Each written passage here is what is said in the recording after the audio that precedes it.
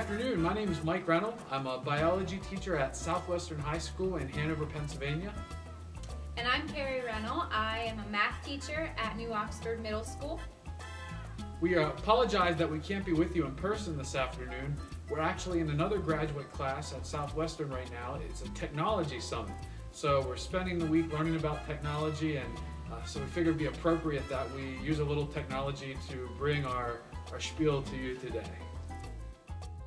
Last summer, we were fortunate enough to have the opportunity to travel to Puerto Rico with Dr. Winters and the class from Penn State York to explore some of the schools in San Juan, Puerto Rico, and to learn about the culture of Puerto Rico. We were given the opportunity also to use technology tools, and because most of us had never worked with them before, we had a day of training in advance, and we got to learn how to use flip cams that each of us were given to take down to Puerto Rico. And we also set up a blog via Penn State's website, and we learned how to keep that updated throughout the trip so that if we didn't have so much work to do on the blog once we got home.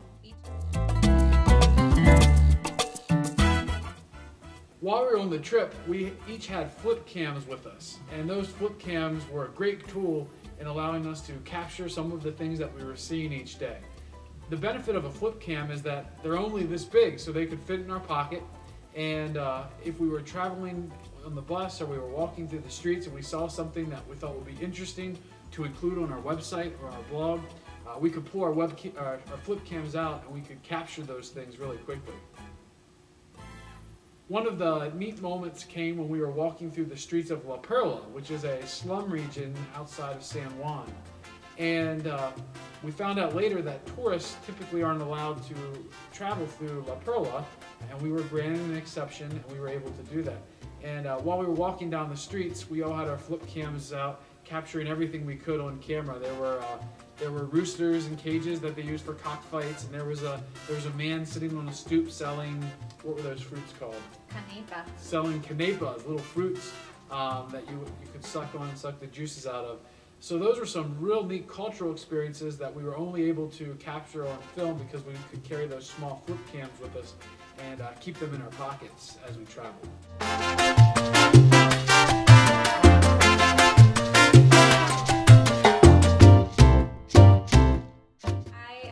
Have a memory using the flip cam. It's actually of Mike, but we were all challenged to try and find the coquille frog, which is a very teeny tiny little frog that's extremely hard to find.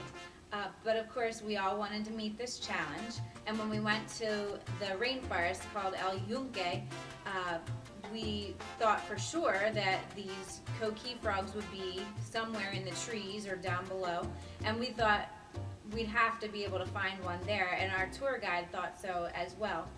So I remember Mike using his flip cam and attaching it to something, I guess a long big stick or something, so that he could hold it up high and try and see if the coquille frogs were up in the trees. We called it his coquille cam. For me, the blog was a great reflective tool. Every night I decided I was going to write my blog and upload it there so that, first of all, my family and friends back at home could see it and they could follow along with the trip. But secondly, and probably more importantly, I was able to capture my thoughts and my reflections on the same day that they happened, which means that my blog is a very accurate reflection of what I was feeling, what I was seeing as we went through the trip on a day-to-day basis. Here's a sample of one day from my blog. This is from Tuesday. As you can see, I laid it out so that there were some pictures mixed in with the text. Actually, the pictures were added once we returned. While we were in Puerto Rico, I just had time each day to get my thoughts down, reflect on them, make an actual post. So it was very text-rich, and then when we came back to Penn State, we met for a day to add the pictures to make it a really attractive product. This part of the blog was when we were touring one of the elementary schools in Puerto Rico.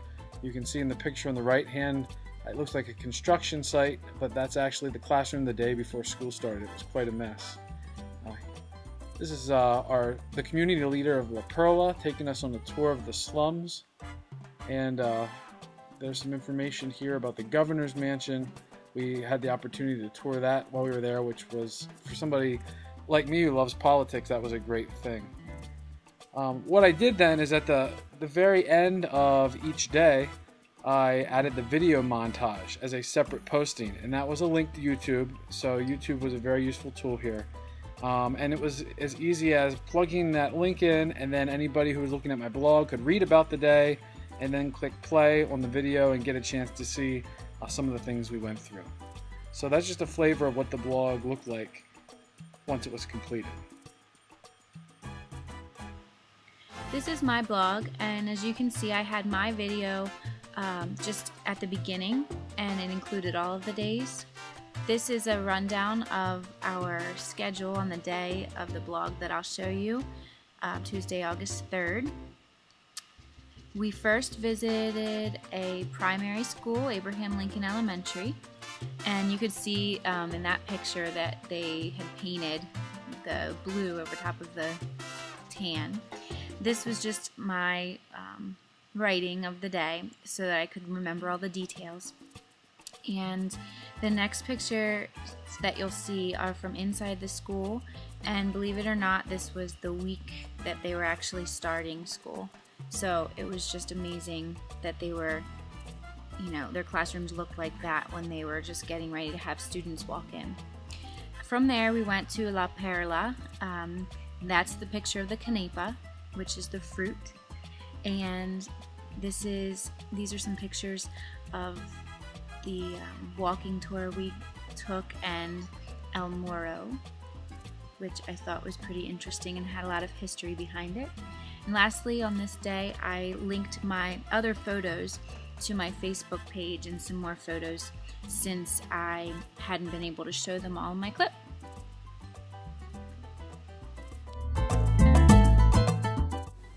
Another great 21st century tool that we took advantage of was YouTube. While we were collecting videos with our flip cams each day and then putting them on the computers and editing them each evening, YouTube gave us the ability to share that with the world right away. I know before I went to bed each night, the last thing I did, and some days it was around 2 in the morning, the last thing I did was uploaded to YouTube, and I put the link on my Facebook page. And by the time we'd get up in the morning, I'd check YouTube, and there was 20 or 30 or 40 people that had viewed the video and got a chance to see the experience we were having and really share in that learning experience we were getting through the Penn State program. I know when we got home, we went to share, a lot of our pictures and our blogs, our completed blogs, with our friends and family, and they said there wasn't a whole lot that we showed them that they hadn't already seen, because they were following along right as we were going, and they felt like they were there with us because they were able to read about our experiences and see it all, as it was happening. So it was really neat to be able to share that with them live, I guess you could say. So this was an experience that was really once in a lifetime for us. We got to see things that we wouldn't get to see if we were just tourists.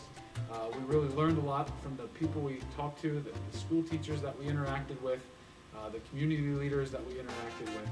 And without having the technology available to capture all that in the moment, I know there's a lot of stuff that I've already started to forget about. And then in preparing for this presentation, I watched the videos and I had to laugh at some things, and I really smiled and appreciated having the ability to document those things and to have them for a lifetime.